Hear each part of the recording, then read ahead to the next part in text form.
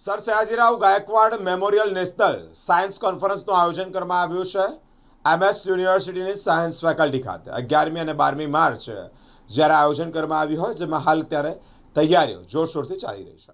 MS યુની science faculty દ્વારા આગામી 11મી અને 12મી માર્ચના રોજ sir Sayajirao Gaekwad memorial national science conference 2026નું આયોજન કરવામાં આવ્યું છે। આ અંગે આજે આયોજિત પ્રેસ કોન્ફરન્સમાં ફેકલ્ટી ઓફ સાયન્સના ડીન પ્રોફેસર વિપુલ કલમકરે માહિતી આપતા જણાવ્યું છે કે શ્રીમંત મહારાજા સયાજીરાવ ગાયકવાડ ત્રીજાના જન્મજયંતિ નિમિત્તે તેમના શિક્ષણ અને વિજ્ઞાન ક્ષેત્રે યોગદાનને સન્માનવા માટે આ કોન્ફરન્સ યોજાઈ રહી છે।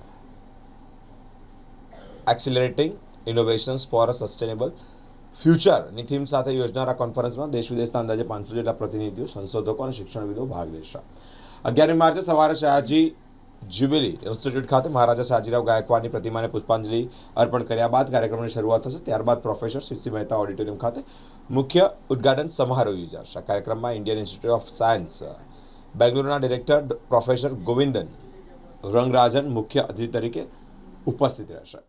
નેશનલ કોન્ફરન્સ આ એક સિંગલ કોન્ફરન્સ નથી પણ કોન્ફરન્સની સિરીઝ છે જેના બે ઉદ્દેશ્ય છે મુખ્યત્વે કે એક છે આ યુનિવર્સિટીના ફાઉન્ડર કહી શકાય એવા સર સયાજીરાવ ગાયકવાડ કે જેમણે શિક્ષણ માટે પુષ્કળ યોગદાન આપ્યું છે। આખા ભારતના કોઈ પણ રૂરલ કરતાં સૌથી વધારે યોગદાન સયાજીરાવ ગાયકવાડ શ્રીએ આપ્યું છે એવું કહીએ તો અતિશયોક્તિ નહીં ગણાય।